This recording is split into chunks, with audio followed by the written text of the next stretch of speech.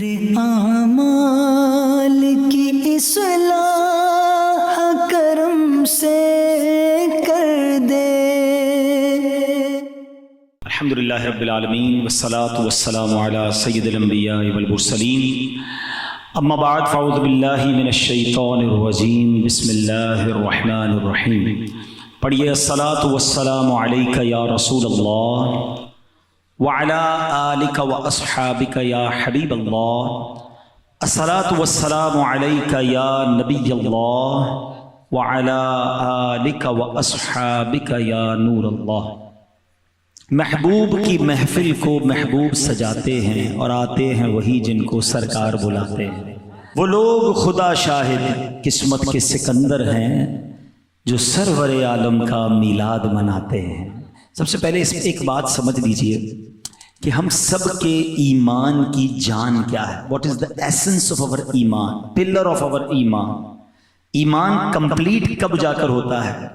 یاد رکھیے، یقیناً اللہ پر ایمان لانا بالکل ضروری ہے، مگر کمپلیٹ ایمان جب تک نہیں ہوتا جب تک رسول پاک علیہ الصلوۃ والسلام پر کہ وہ اللہ کے رسول ہیں اور آخری رسول ہیں، اللہ کے بندے اور رسول ہیں، یہ ایمان جب تک ہم نہیں لاتے تو ایمان کمپلیٹ نہیں ہوتا۔ کوئی زندگی لا الہ الا اللہ لا الہ الا اللہ کہتا رہے، مومن نہیں ہوگا جب تک وہ محمد الرسول اللہ دل کی تصدیق کے ساتھ نہ کہے۔ اللہ کی سرتاب قدم شان ہے، یہ بھی اعلیٰ حضرت فرماتے ہیں، اللہ کی سرتاب قدم شان ہے، یہ انسان نہیں انسان، وہ انسان ہے یہ۔ قرآن تو ایمان بتاتا ہے انہیں، ایمان یہ کہتا ہے میری جان ہے۔ آپ ایمان کی بھی جان ہیں۔ اچھا، اب ایک تو ایمان لانا ہے، اور اب اگر کامل مومن بننا ہے تو پیارے آقا علیہ الصلوۃ والسلام سے محبت کرنی ہے، اور کتنی کرنی ہے وہ بھی نبی پاک نے بیان فرما دی۔ آقا فرماتے ہیں لا یؤمن احدکم حتی اکون احب الیہ من والدہ وولدہ والناس اجمعین۔ آقا فرماتے ہیں تم میں سے کوئی اس وقت تک کامل مومن نہیں ہو سکتا جب تک میں اس کے نزدیک، اس کے والد، اس کی اولاد، بلکہ تمام لوگوں سے زیادہ محبوب نہ ہو جاؤں، اپنی جان سے بھی زیادہ۔ ایک بار حضرت عمر فاروق رضی اللہ عنہ نے کہا کہ حضور میری جان کے علاوہ آپ تمام چیزوں سے زیادہ مجھے پیارے ہیں۔ آقا نے فرمایا عمر تمہارا ایمان کامل نہیں ہے۔ تھوڑی دیر بعد حضرت عمر فاروق کہتے حضور اب میری جان سے بھی زیادہ آپ پیارے ہیں۔ آقا فرماتے عمر اب ایمان کامل ہو گیا ہے۔ یہ حدیث کا خلاصہ ہے، بات سمجھانا یہ ہے کہ محبت تو سب کو ہے، مگر لیول آف محبت جو ریکوائرڈ ہے نا وہ ٹاپ آف دا لسٹ، سب سے زیادہ، اپنے آپ سے بھی زیادہ۔ اگر کسی سے پیار کرنا ہے تو جناب رسول اللہ صلی اللہ علیہ وسلم سے کرنا ہے۔ جمعے کے خطبے میں ہم سب ایک اعلان سنتے ہیں، الا لا ایمان لمن لا محبت لا، سنا ہے نا؟ مانا پتہ ہے؟ اچھا، یہ بھی بڑا مسئلہ ہے، ہر جمعے خطبہ سنتے ہیں، بچپن سے سنتے آ رہے ہیں، سر جھکا کے سن رہے ہوتے ہیں، پتہ ہی نہیں امام صاحب کیا کہہ رہے ہیں، تقریباً آدھا خطبہ تو یاد بھی ہو گیا ہوگا آپ کو، لیکن مانا نہیں پتہ، نہ پوچھنا ہے، اتنی دیر میں تو حساب ہو جاتا ہوگا تھوڑا سا دکان کا۔ اللہ کے بندوں، کبھی تو کوئی امام صاحب کو کہو مجھے اس کا ترجمہ دے دے، میں یاد کر لوں تاکہ آپ ہر جمعے بیان کریں تو میں سنوں تو اسی کیا کہہ رہے ہیں، بس سر جھکا کے سن رہے ہوتے ہیں۔ اب سنو یہ کیا ہے، 3 بار کہتے ہیں امام صاحب، الا لا ایمان لمن لا محبت لا، الا لا ایمان لمن لا محبت لا۔ معنی کیا ہے اس کا؟ اس کا معنی یہ سن لو، اس کا ایمان نہیں جس کے دل میں نبی پاک سے محبت نہیں۔ کمپلیشن آف ایمان کب ہوتی ہے؟ سرکار دو عالم علیہ الصلوۃ والسلام سے سچی محبت ہو جائے، سب سے زیادہ پیار آقا سے ہو جائے۔ اچھا، ایک بڑا لاجیکلی کوسچن ہے کہ یار محبت ہوتی نہیں ہے، محبت کوئی کر نہیں سکتا، محبت تو ہو جاتی ہے۔ کوئی کسی کو کہے اس سے فلاں سے محبت کرو، بعض اوقات بھائی زندگی پر ساتھ رہتے ہیں مگر محبت نہیں ہوتی۔ محبت تو خود ہی ہوتی ہے، بندے کے اندر کوالٹی ہوتی ہے جس سے محبت ہوتی ہے، زبردستی کسی سے پیار نہیں ہو سکتا، ٹھیک ہے نا؟ آپ کا یار دونوں آپ آج سے ایک دوسرے سے محبت کرنے لگ جاؤ، بھائی ایسے کیسے ہوگا؟ میرا دل اس کی طرف راغب ہوگا تو میں پیار کر لوں گا، تو میں محبت کر لوں گا۔ اٹس ناٹ میرے اختیار میں نہیں ہے کہ میں آپ کے کہنے پر کسی سے پیار کر لوں۔ تو ہو سکتا ہے کسی کے ذہن میں سوال آئے کہ جناب یہ کیسا حکم ہے کہ نبی پاک سے محبت کرو اور محبت بھی سب سے زیادہ کرو؟ تو محبت تو خود سے ہی ہوتی ہے، محبت ڈیلیبریٹلی نہیں کی جا سکتی، انڈیلیبریٹلی ہو جاتی ہے، بغیر دانستہ ہو جاتی ہے۔ تو اب تو یہ کوسچن کریٹ ہو گیا، تو چلو آج ایک اور پیرائے میں سمجھتے ہیں کہ کسی انسان سے محبت ہوتی کیوں ہے؟ What is the reason to be in love اینی بڈی؟ کوئی نہ کوئی وجہ ہوتی ہے نا. تو علماء نے اس کے 3 ریزن بیان کیے ہیں اور ہم لاجیکلی ریزنز ہیں کہ یا تو وہ بندہ بڑا حسین ہوتا ہے, انسان قدرتی طور پر حسین لوگوں کی طرف مائل ہو جاتا ہے, یا تو وہ حسین ہوتا ہے, اچھا حسین نہیں ہے, نارمل سا چہرہ ہے مگر ہے بڑا باکمال, اسپیشل, عام لوگوں سے ہٹ کر ہے. ابھی جو نارملی فٹ بالر تو کرکٹر اور پتہ نہیں اسپورٹس مین یا گلوکار اور عجیب عجیب لوگ ہوتے ہیں, ان کا چہرہ شاید خوبصورت نہیں ہوتا بعض اوقات, لیکن ان کا کمال, ان کی اسپیشلٹی ایسی ہوتی ہے کہ کروڑوں لاکھوں لوگ ان کے دیوانے ہو جاتے ہیں. تو دوسرا ریزن پتا کیا چلا کہ ایک تو حسین سے پیار ہو جاتا ہے یا ایک باکمال سے ہو جاتا ہے. اچھا تیسری ایک اور کیٹیگری بھی ہے کہ باکمال بھی نہیں ہوتا, حسین بھی نہیں ہوتا, لیکن اس کے احسان بڑے ہوتے ہیں, وہ کیئرنگ بہت ہوتا ہے, وہ خیال بڑا رکھتا ہے. بندہ کہتا ہے نہیں یار یہی میرا سب کچھ ہے یار, جب موقع آتا ہے یہی کھڑا ہوتا ہے, پیار ہو گیا, اس سے دل لگ گیا. It means there are 3 reasons. یاد رکھیے گا کہ 3 وجوہات میں سے کوئی بھی ایک وجہ ہو تو انسان کا دل جو ہے اٹریکٹ ہو جاتا ہے اور وہ اس کی محبت میں گرفتار ہو جاتا ہے. اچھا مجھے اور آپ کو یہ کہا گیا کہ محبت بھی کرنی ہے اور اتنی کرنی ہے کہ سب سے زیادہ کرنی ہے, اور میں انسان ہوں, میرا دل تو ان 3 چیزوں کی طرف کھنچتا ہے. اب آؤ ان تینوں چیزوں کے پیرائے میں ہم دیکھتے ہیں کہ جناب رسول اللہ صلی اللہ تعالیٰ علیہ وسلم ان 3 کیٹیگریز میں ان کی شخصیت کیسی ہے. سب سے پہلے بات کرتے ہیں حسن کی, حسین کی. اللہ اکبر, اگر کسی حسین سے پیار کرنا ہے تو بتاؤ میرے آقا جیسا حسین تو اس کائنات میں آیا ہی نہیں ہے. بات چلے حسین حسن کی بات تھوڑی دیر بات کرتے ہیں نا, تھوڑی دیر بات کرتے ہیں. پہلے تو یہ کہتے ہیں کہ چلے دنیا میں جتنے حسین ہیں, آپ کسی بھی حسین سے انسپائر ہوتے ہیں, ایڈمائر ہوتے ہیں, سب سے زیادہ انسان دیکھیں میں اور آپ خوشبو لگاتے ہیں, کیوں لگاتے ہیں؟ میرے پسینے میں, آپ کے پسینے میں ایک اسمیل ہے, ہم چاہتے ہیں یار یہ پسینہ جو ہے نا کسی کو تکلیف نہ دے, یا تو مجھے نہ دے یا کسی کو نہ دے. جس بھی حسین سے تم پیار کرتے ہو نا اس کے پسینے میں بو آتی ہے, اور میں جس حسین کی بات کرنے آیا ہوں اس کا پسینہ مشک سے زیادہ خوشبودار ہے. اور یہی بات اعلیٰ حضرت کہتے تھے, کیا مہکتے ہیں مہکنے والے ہیں, مہکتے بھی کیسے ہیں کہ بو پہ چلتے ہیں بھٹکنے والے. میں ابھی بیان کر کے آیا ہوں, جب ہم بیان کر کے نکلے تو لوکیشن تھی, لوکیشن کھولی اور ہم سیدھا گھر پہ آ گئے. بڑا آسان ہو گیا, پہلے بڑا مشکل تھا کہ بھائی ذرا فیڈرل ایریا میں جانا, فلاں ہاسپٹل کے بعد سیدھی گلی میں, پھر 2 گلیوں کے بعد الٹی گلی میں, پھر ایک کھمبا نظر آئے گا, پھر لال کلر کا گیٹ نظر آئے گا, ڈھونڈ کے حل برا ہو جاتا تھا آج سے 2-4 سال پہلے. اب جب سے لوکیشن آئی ہے کسی سے پوچھنا بھی نہیں ہے, سیدھا بندہ گھر پہ پہنچ جاتا ہے. ٹھیک ہے نا, یہ آسانی ہو گئی. اچھا میرے صحابہ کے پاس بھی بڑا لوکیشن سسٹم تھا, اس زمانے میں بڑا نیویگیشن سسٹم تھا. ان کو جب نبی پاک کو تلاش کرنا ہوتا تھا نا, گلی کے کنارے کھڑے ہوتے تھے, خوشبو بتاتی تھی آقا یہاں سے گزر کر گئے. کیسا پسینہ کہ گلیاں مہک جایا کرتی. اللہ اکبر, 1400 سال پہلے تو مہکی تھی, ارے آج بھی کسی کو مدینے لے جاؤ, عاشق رسول ہو, اس کی آنکھوں پہ پٹی باندھ دو, وہ ہوا سونگ کر بتا دے گا یہ فضائیں اور ہیں, یہ ہوائیں اور ہیں, یہ خوشبو بتاتی ہے کہ کوئی گزر کر گیا ہے. شاعر کہتے ہیں نا, عرصہ ہوا طیبہ کی گلیوں سے وہ گزرے ہیں, اس وقت بھی گلیوں میں خوشبو ہے پسینے کی. ہے کوئی ایسا حسین جس کا پسینہ ایسا ہو؟ اور حسن کی تو کیا بات ہے. دیکھیں ایک بات یاد رکھیے گا, کائنات میں سب سے زیادہ حسین اللہ نے کسی کو نبی پاک کی آمد سے پہلے بنایا نا, تو وہ حضرت یوسف علیہ السلام. ایسا حسن کیسا تھا, قرآن میں ان کے حسن کا ذکر ہے. ان عورتوں نے, ہوا کیا کہ زلیخا وہ ملکہ تھی, حضرت یوسف سے محبت کرنے لگی. اس کی سہیلیوں نے کہا تم ملکہ وہ غلام, تم ان سے محبت کرتی ہو؟ اس نے کہا ٹھیک ہے. ان سب کے ہاتھ میں پھل دیا, چاقو پکڑا دیا اور کہا جب یہ تمہارے سامنے آئے تو اس پھل کو کاٹنا.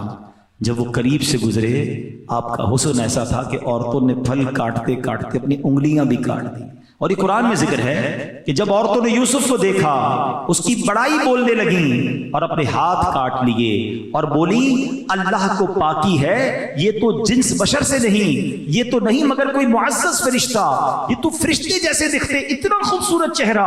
ان کی انگلیاں کٹ گئیں. اللہ اکبر. حضرت یوسف علیہ السلام کے حسن کے بارے میں آتا ہے, حضرت یوسف کو حسن و جمال کا ایک حصہ عطا ہوا اور نبی پاک علیہ السلام کو پورا حسن عطا کر دیا گیا. جیسا کہ علامہ جلال الدین سیوطی شافعی رحمۃ اللہ تعالی ذکر کرتے ہیں کہ حضرت یوسف علیہ السلام کو تمام انبیاء و مرسلین میں بلکہ تمام مخلوق سے بڑھ کر حسن عطا کیا گیا، مگر ہمارے نبی علیہ السلام کو ایسا حسن و جمال عطا کیا گیا کہ جو پہلے کسی کو عطا نہیں ہوا، بعد میں کسی کو عطا نہیں ہوا.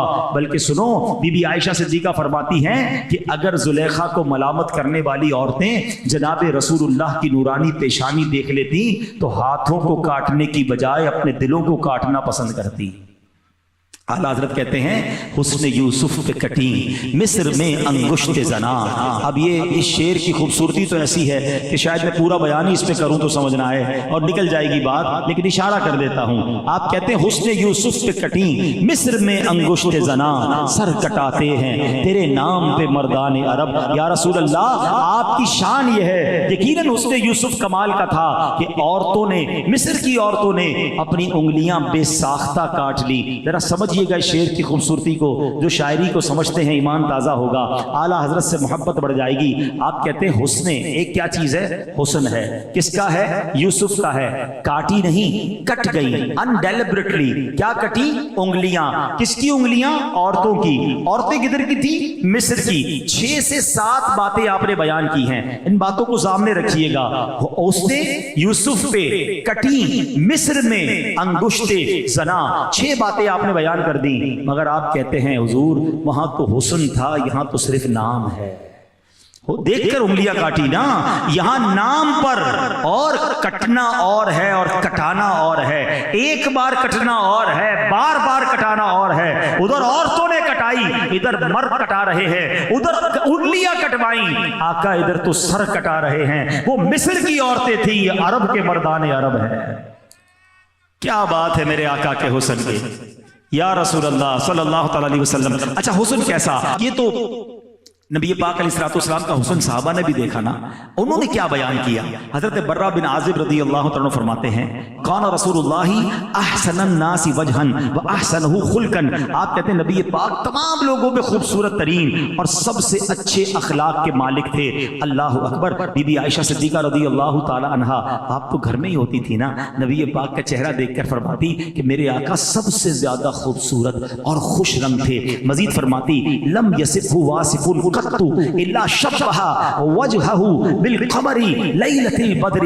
کہتی جس نے بھی آپ کی توصیف بیان کی اس نے آپ کو 14ویں کے چاند سے تشبیہ دی. وکان عرقہ فی وجہہ مثل اللؤلؤ. کہتے ہیں آپ کے پسینے کی بوند آپ کے چہرہ انور میں یوں معلوم ہوتی جیسے موتی کے دانے ہیں، جیسے موتی کے ٹکڑے ہیں. اللہ اکبر. ایسے نبی پاک حسین و جمیل ہیں. حضرت کعب بن مالک فرماتے ہیں وکان رسول اللہ صلی اللہ علیہ وسلم اذا سر استنار وجہہ حتی کأنہ قطعۃ قمر.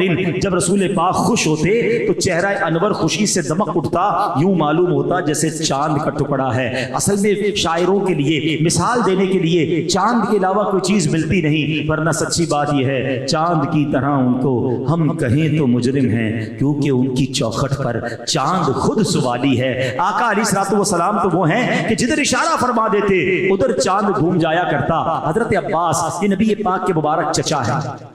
آپ کہتے ہیں حضور میں ایمان جب وہ لائے نا بعد میں تو خود کہتے ہیں کہ حضور بات یہ ہے کہ جب میں ایمان لایا، میری ایمان لانے کی ایک وجہ یہ بھی ہے کہ میں نے آپ کو بچپن میں جھولے میں دیکھا تھا، آپ جدھر اشارہ کرتے تھے چاند اس طرف چلے جاتا تھا. بڑی لاجیکلی بات سمجھیے گا. آپ کے میرے کبھی چاچا تایا دادا بزرگ آئیں اور آ کر کہیں ہماری جوانی میں یا ہماری بڑی عمر میں کہ بیٹا تم بچپن میں یہ کرتے تھے، ماننا پڑتا ہے ہمیں تو یاد نہیں ہوتا ہم بچپن میں کیا کرتے تھے. بعض اوقات ہماری شرارتیں بتاتے ہیں، ہم شرمندہ بھی ہو جاتے تھے ہیں کہ تم تو یہ کرتے تھے. ہم کہتے اچھا بابا آپ کو پتا، ہمیں کیا پتا. نبی پاک سے حضرت عباس کہتے ہیں حضور آپ جب جھولے میں تھے کتنی چھوٹی عمر ہے، اب جدھر اشارہ فرماتے چاند ادھر چلا جاتا. اب نبی پاک نے یہ نہیں فرمایا کہ چچا مجھے کیا معلوم بچپن میں کیا ہوتا تھا. سنو نبی پاک نے کیا فرمایا کہ حضور فرماتے ہیں میں چاند سے باتیں کرتا تھا، وہ مجھے رونے سے منع کرتا تھا، اور جب چاند عرش کے نیچے سجدہ کرتا تو میں اس کی آواز سنتا تھا. آقا چاند کے سجدے کی آواز سنے، امتی درود پڑھے تو کیوں نہ سماعت فرمائیں، دور و نزدیک کے سننے والے وہ کان لالے کرامت پہ لاکھوں سلام. نبی پاک کے حسن پر بہت ساری باتیں ہو سکتی ہیں، مگر سبحان اللہ ایک حدیث بیان نہ کریں تو بات پوری نہیں ہوتی.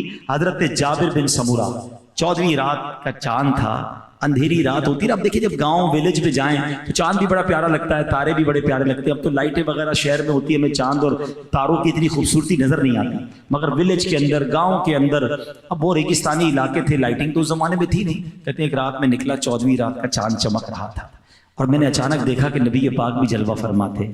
میں کبھی چاند کو دیکھتا, کبھی آقا کو دیکھتا, پھر چاند کو دیکھتا, پھر نبی پاک کو دیکھتا, پھر چاند کو دیکھتا, پھر میرے آقا کو دیکھتا. حضرت جابر کہتے واللہ میرے آقا 14ویں رات کے چاند سے زیادہ خوبصورت ہے. ہائے ہائے ہائے, ایسا تجھے خالق نے طرحدار بنایا, یوسف کو تیرا طالب دیدار بنایا. کونین بنائے گئے سرکار کی خاطر, کونین کی خاطر تمہیں سرکار بنایا. تو نبی پاک جیسا حسین نہ کوئی آیا ہے نہ کبھی آنا ہے. میرے پیارے اسلامی بھائیوں, اس نبی پاک کی سیرت میں بہت ساری شخصیات کا ذکر ہے, مگر 2 خواتین ایسی ہیں کہ جن کے یوں دیکھا جائے تو کوئی بہت زیادہ علم نہیں ہے, کوئی بہت زیادہ کارنامے نہیں ہیں, مگر وہ 2 خواتین پوری دنیا میں مشہور ہو گئی. 1400 سال ہو گئے, آج تک ان کے نام لیا جاتا ہے, ان کے گن گائے جاتے ہیں. وہ خواتین کون ہیں, انہوں نے ایسا کیا کام کیا؟ ایک ہیں بی بی دائی حلیمہ. یہ نارمل دائی, بہت ساری دائیاں آئی تھی دودھ پلانے کے لیے, مگر وہ دائی حلیمہ وہ نصیب والی ہے جس کی گود میں نبی پاک تشریف لے آئے. اور جیسے ہی بھی دائی حلیمہ نے نبی پاک کی خدمت کی, ارے سیرت کی کون سی کتاب ہے جب بھی نبی پاک کی ہسٹری بیان کی جاتی ہے دائی حلیمہ کا ذکر ضرور ہوتا ہے.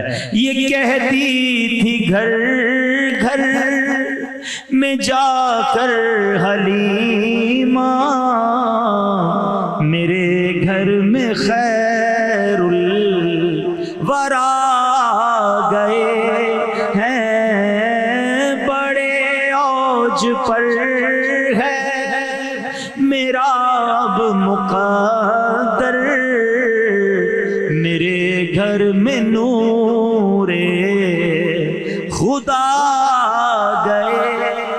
بڑے کمال کے واقعات بی بی حلیمہ سعدیہ کے کہ جو اونٹنی آتے آتے تو پیچھے رہ جاتی ہے, آقا کو لے کر جا رہی ہے تو وہ اونٹنی سب سے آگے ہے, بکریوں کے تھن بھر جاتے ہیں, بکریاں فربا ہو جاتی ہیں, رات بھر جھونپڑی سے روشنی کی کرنیں نکلتی ہیں. گاؤں والے پوچھتے حلیمہ یہ ہو کیا گیا ہے, تم رات بھر چراغ جلاتی ہو؟ کہتی تھی چراغ تو نہیں جلاتی, نور والے چہرے والا بچہ لے آئی ہوں, ساری رات گھر چمکتا رہتا ہے, بکریاں فربا ہیں. اور جناب بی بی حلیمہ سعدیہ کی تقدیر جاگ گئی. ایسی ایک اور خاتون ہے, اللہ اکبر, اس خاتون کے نصیب بھی کیسے جاگے.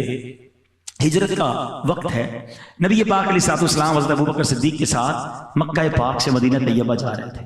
اچھا یہ وہ وقت تھا کہ جس میں کفار تلاش کر رہے تھے, گرفتار کرنا تھا, انٹرسیپٹ کرنا تھا, باقاعدہ فوجیں روانہ کی گئی تھی کہ جو ان کو گرفتار کرے گا اسے 100 اونٹ تحفے میں دیے جائیں گے. تو جناب کافی لوگ نکل پڑے تھے کہ کسی طرح پیارے آقا کو تلاش کیا جائے اور معاذ اللہ مدینے جانے سے روکا جائے.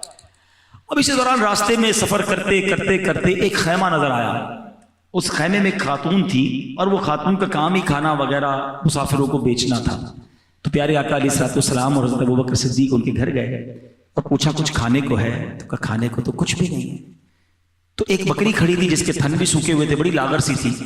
تو نبی پاک علیہ الصلوۃ والسلام نے مسکرا کر فرمایا کہ کیا میں اس بکری سے دودھ نکال لوں؟ تو وہ بوڑھی خاتون کہتی ہے کہ اس نے تو کئی دنوں سے دودھ نہیں دیا, اس کے اندر دودھ ہی نہیں بچا ہے. نبی پاک نے فرمایا مجھے اجازت دے دو. اس نے اجازت دی. نبی پاک نے جیسے ہی بسم اللہ شریف پڑھ کے اس کے تھن کو ہاتھ لگایا, دونوں تھن دودھ سے بھر گئے. اب دودھ نکالا گیا, گھر کے سارے برتن بھر گئے. پیارے آقا نے دودھ پیا, بی بی سیدنا ابوبکر صدیق نے دودھ پیا, ایک غلام ساتھ تھا اس نے دودھ پیا, پھر بھی سارے برتن بھر گئے, بکری فربا. نبی پاک کا ام معبد رضی اللہ تعالیٰ عنہ وہ خاتون ہیں جن کے خیمے میں وقت گزرا, اور وقت گزار کر نبی پاک تشریف لے گئے. وہ خاتون پیارے آقا کو پہچانی نہیں, نہ نام پوچھا, وہ سمجھا ایک نورانی چہرے والے آئے تھے. ابو معبد آئے, ان کے شوہر آئے اور آ کر کہا کہ اے ام معبد, یہ گھر کا حال کیا ہو گیا ہے, یہ اتنا دودھ کہاں سے آیا, گھر میں بڑی رونق سی ہے. تو کہتی ایک نورانی چہرے والے آئے تھے, یہ ان کی برکت ہے. اب ذرا غور کیجئے گا, ان کے شوہر نے کہا بتاؤ تو سی وہ دکھتے کیسے تھے. اللہ اکبر, اس خاتون نے, اس خیمہ جس کو کہے کہ بستی میں رہنے والی خاتون نے جو نبی پاک کا حلیہ بیان کیا نا, یقین کریں وہ موتیوں کی طرح الفاظ ہیں. اور اس خاتون نے جو حلیہ بیان کیا, کبھی بھی آپ کسی بھی کتاب کو اٹھا لیں, جب بھی نبی پاک کا حلیہ بیان ہوگا حضرت ام معبد کے یہ الفاظ اس میں شامل کیے جائیں گے. کمال نام روشن کر گئیں، ایسا جملہ اور ایسی باتیں کہہ گئیں۔ اب میں پہلے آپ کو عربی سناتا ہوں، ابھی آپ کو عربی سمجھ نہیں آئے گی مگر آپ کو فیل ہوگا اس کی خوبصورتی کا۔ ارے الفاظ ایسے موتیوں جیسے، تو سوچو نبی کا سراپا کیسا بیان کیا ہوگا۔ سنو سنو یہ ہوا کیا، حضرت ام معبد رضی اللہ تعالیٰ عنہ کہتی ہیں رأیت رجلا ظاہر الوداع ابلج الوجہ حسن الخلق لم تعبه الثجلا ولم تزری به صعلا وسیم قسیم فی عینه دعج وفی اشفاره وطف وفی صوته صحد وفی عنقه سطح وفی لحیته کثاثا ازج اقرن ان صمت فعلیه الوقار وان تکلم سما وعلاه البهاء اجمل الناس وابهاه من بعید واحسن او احلاه من قریب حلو المنطق فضل لا نظر ولا حضر كأن منطق خرزات نظم يتحدر۔ اللہ اکبر، کیا کمال کی باتیں کی۔ اب ترجمہ سنو، وہ کہتی میں نے ایک ایسی ذات دیکھی ہے، ایسی شخصیت دیکھی ہے کہ جن کا حسن نمایاں تھا، جن کا چہرہ خوبصورت تھا، تخلیق بہت عمدہ ہوئی تھی، ان کی ذات ستودہ صفات میں نہ تو پیٹ بڑا ہونے کا عیب تھا، نہ بالکل ہی دبلے پتلے ہونے کا نقص تھا، بڑے حسین، انتہائی خوبصورت، آنکھیں سیاہ اور پلکیں بڑی اور لمبی تھی، ان کی آواز گونجدار تھی، گردن چمکدار تھی، بلکہ اور جبکہ داڑھی مبارک گھنی تھی۔ ایسا حلیہ بیان کیا کہ حضرت ابو معبد جو ہے سبحان اللہ جھوم اٹھے۔ اب دوسرا دن ہوا، وہ اپنے گھر واپس آئے کام کاج سے تھک کر، کہتے اے ام معبد وہ مبارک کے باتیں پھر دوبارہ سناؤ نا، دوبارہ ان کا حلیہ سناؤ نا، جانتے نہیں ہیں نبی پاک کو، مگر روز ام معبد کے خیمے میں نبی پاک کی نعت خوانی ہوا کرتی تھی۔ انہوں نے نام رکھا تھا مبارک کہ ذرا مبارک کی باتیں تو سناؤ، اور وہ باتیں سناتے، ایک دوسرے سے نبی پاک کا حلیہ سنتے تھے۔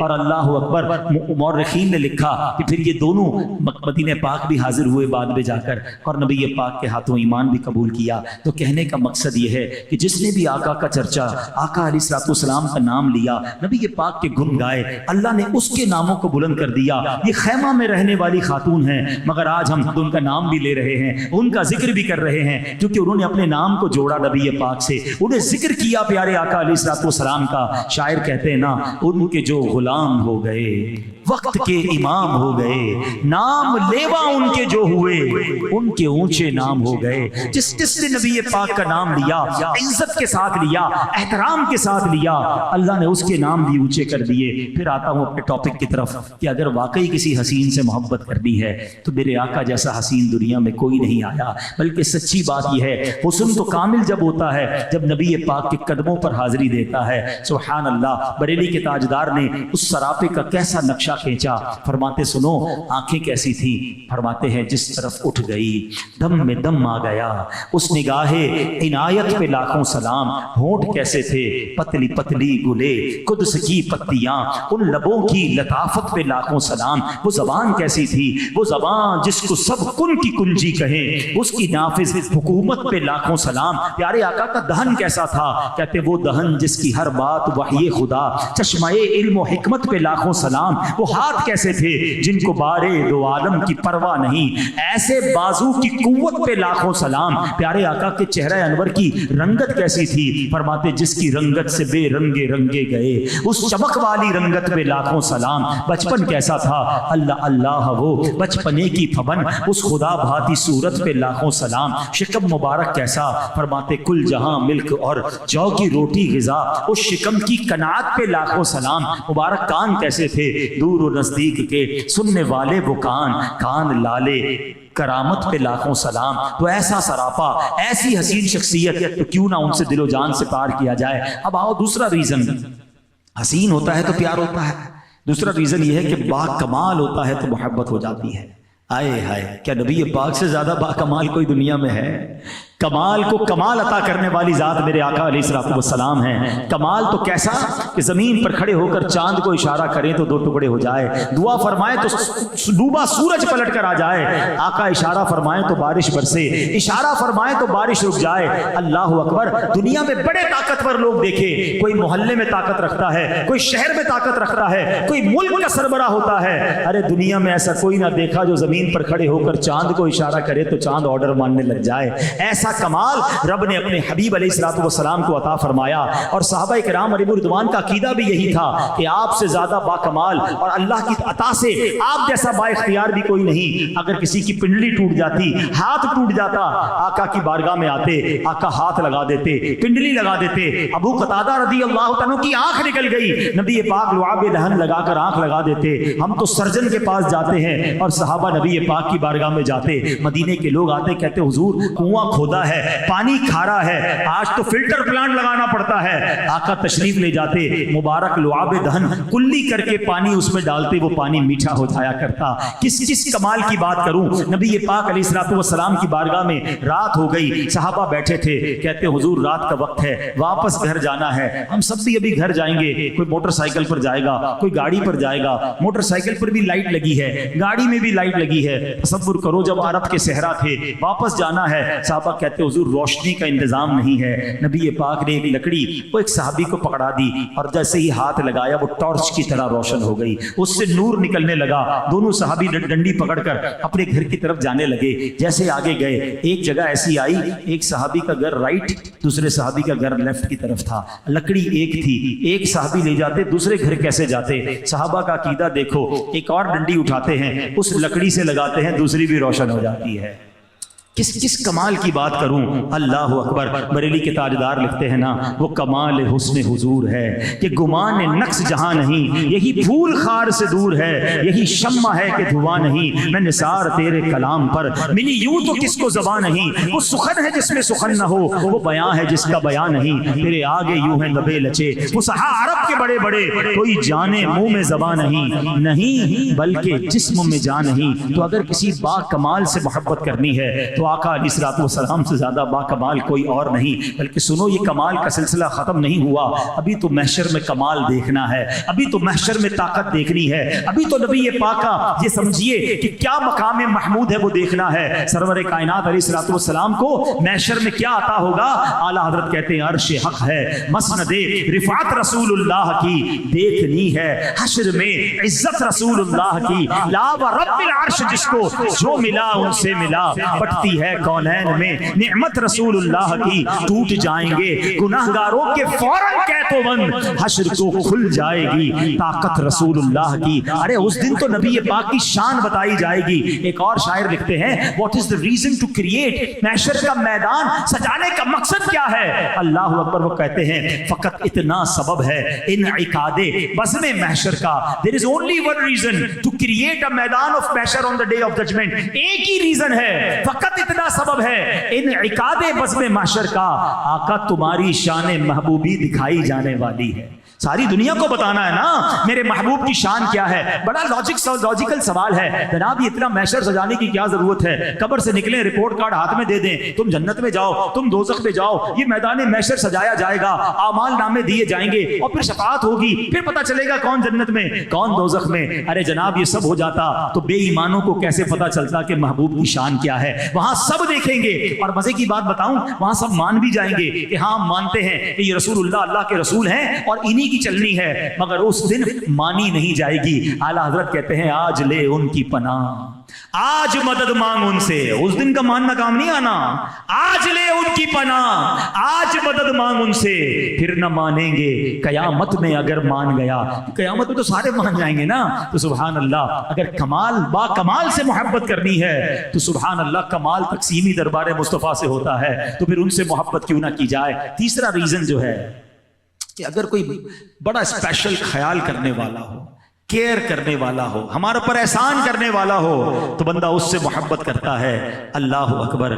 یہ احسانات کی بات اگر کریں تو ساری زندگی بیان کرتے جائیں تو احسان پورے نہیں ہو سکتے کہ نبی پاک کے ہم پر کتنے احسان ہیں. ارے میرے آقا تو جب دنیا میں آئے نا, صلاۃ السلام میں شعر پڑھتے ہو نا, رب حبلی امتی کہتے ہوئے پیدا ہوئے. ارے میلاد کا جو وقت تھا نا 12 ربیع الاول صبح صادق, میرے آقا دنیا میں آئے ہیں اور زبان پر امتی نام جاری ہے. رب حبلی امتی, پیدا ہوتے وقت ہمیں یاد کیا. ارے ذرا غور کرو, لوگ کہتے ہیں میں فلاں سے بڑی محبت کرتا ہوں, پرس میں کسی کی تصویر رکھتے ہیں, بیڈ روم میں کسی کی تصویر لگاتے ہیں, اس سے پوچھو یار تم اسے جانتے ہو, کہ جانتا تو نہیں, بس نام پتا ہے, بڑا مشہور آدمی ہے. اچھا وہ تمہیں جانتا ہے؟ نہیں وہ تو بالکل بھی مجھے نہیں جانتا. کبھی اس نے تمہارا خیال کیا ہے؟ ارے خیال کیسے کرے گا, جانتا ہی نہیں ہے. تم اس سے محبت کرتے ہو جو تمہیں جانتا نہیں، میں تو اس سے محبت کی بات کر رہا ہوں کہ تم پیدا نہیں ہوئے تھے، 1400 سال پہلے ہمارے لیے آنسو بہایا کرتا تھا، اللہ کے حبیب رات رویا کرتے تھے، اللہ کی بارگاہ میں سجدے کیا کرتے، اے اللہ میری امت میرے حوالے کر دے، میری امت کی بخشش فرما دے۔ میرے آقا جب معراج کی شب رب کی بارگاہ میں گئے، ادھر ہمیں نہ بھولے۔ سنو، جب قبر انور میں اتارا جا رہا تھا، ایک صحابی نے دیکھا لبہائے مبارکہ کو جنبش ہو رہی ہے، کان قریب لے گئے، آقا ادھر بھی امتی امتی کی صدائیں بلند کر رہے ہیں۔ اور اب جو میں اگلی بات کہنے جا رہا ہوں نا، وہ ایمان کو اور تازہ کر دے گی۔ یہ سلسلہ ختم نہیں ہوا، نبی پاک آج بھی قبر منور پہ امتیوں کو یاد فرما رہے ہیں، آج بھی امتی کی صدائیں بلند ہیں۔ امام عشق و محبت اعلیٰ حضرت نے بڑی گہری بات لکھی۔ کبھی کبھی زندگی میں ایک آدھ بار ایسا ہوتا ہے، ہمیں ایسا لگتا ہے کسی نے آواز دی ہے، اور ہم دیکھتے ہیں تو ہم کسی کو کہتے ہیں مجھے آواز آئی ہے، دوست کہتے ہیں یار کان تمہارے بج رہے ہیں، کسی کی آواز نہیں ہے۔ اعلیٰ حضرت کہتے ہیں کبھی زندگی میں تمہیں ایسا فیل ہونا کہ تمہارے کانوں سے کوئی آواز ٹکرائی ہے اور آواز والا نظر نہ آئے، تو فوراً درود پڑھ لینا، یہ وہی آواز ہے جو روضہ رسول میں نبی پاک امت کو پکار رہے ہیں۔ وہ کبھی کبھی کسی مسلمان کی روح سے ٹکرا جاتی ہے۔ جو نہ بھولا ہم غریبوں کو رضا، جو نہ بھولا ہم غریبوں کو رضا، یاد اس کی اپنی عادت کیجئے۔ ارے اگر خیال رکھنے والے سے محبت کرنی ہے تو ہمارے ماں باپ سے زیادہ ہمارے آقا ہمارا خیال رکھنے والے ہیں۔ اور میں ایسے ہی نہیں کہہ رہا، کیونکہ جب قیامت کا دن ہوگا نا، ماں بھی قریب نہیں آئے گی، باپ بھی خیال نہیں کر سکے گا، نفسا نفسی کا عالم ہوگا، مگر اس دن بھی خیال رکھنے والی ذات کون ہوگی؟ ہمارے آقا جناب رسول اللہ۔ میرے اعلیٰ حضرت کہتے ہیں ماں جب کو چھوڑے، ماں جب اکلوتے کو چھوڑے، آ کہہ کے بلاتے یہ ہیں صلی اللہ علیہ وسلم۔ باپ بھی نہیں جواب دے گا، کون جواب دے گا؟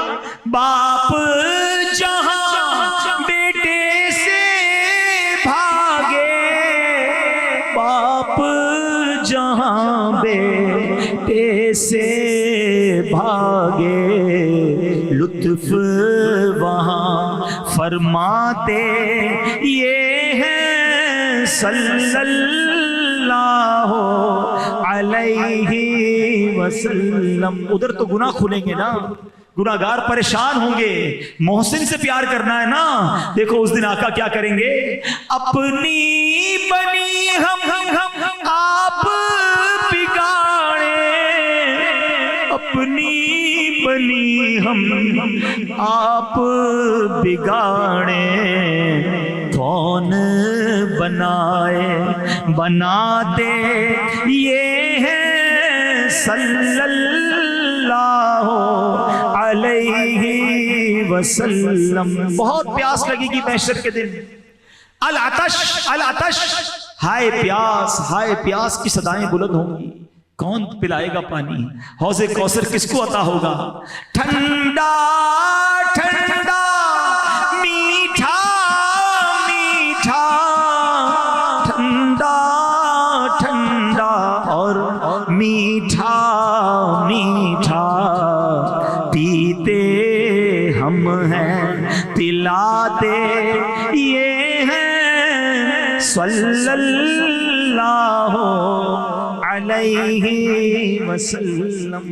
تو پتہ کیا چلا کہ اگر وہ تینوں ایسپیکٹ، وہ تینوں وجوہات جس کی وجہ سے کسی سے پیار ہوتا ہے، یہ ایسے ہی نہیں کہا گیا کہ نبی پاک سے سب سے زیادہ پیار کرو، ان تینوں چیزوں میں جو عرفہ و اعلیٰ ٹاپ آف دا لسٹ شخصیت ہیں وہ کوئی اور نہیں جناب رسول اللہ صلی اللہ تعالیٰ علیہ وسلم ہیں۔ پھر بھی جو ان سے والہانہ پیار نہ کرے، سب سے زیادہ محبت نہ کرے، تو وہ کیسا مومن ہو سکتا ہے؟ تو اے میرے پیارے اسلامی بھائیوں، یہ ربیع الاول جو ہے نا، یہ میلاد کے اجتماع جو ہیں، ہمیں نبی پاک سے اور جوڑنے آتے ہیں، کنیکٹ کرنے آتے ہیں۔ کنیکٹیوٹی میں کوئی لوز کنیکشن ہو گیا ہے تو پھر مضبوط کر لو۔ اب آپ کہیں نہیں جناب ہمارا تو کوئی کنیکشن لوز نہیں، ہم تو بڑا پیار کرتے ہیں، غلامی رسول میں موت بھی قبول ہے، یہ نعرہ ہر کوئی لگاتا، مگر کیا محبت صرف نعرہ لگانے کا نام ہے؟